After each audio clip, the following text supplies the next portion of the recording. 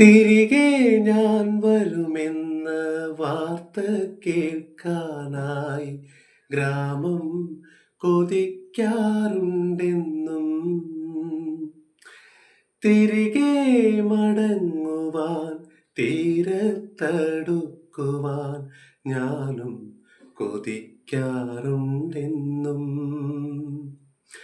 വിടുവായൻ തവളകൾ പതിവായി കരയുന്ന നടവരം പോർമയിൽ കണ്ടു. വെയിലേറ്റു വാടുന്ന ചെറുമികൾ തേടുന്ന തണലും തണുപ്പും ഞാൻ കണ്ടു.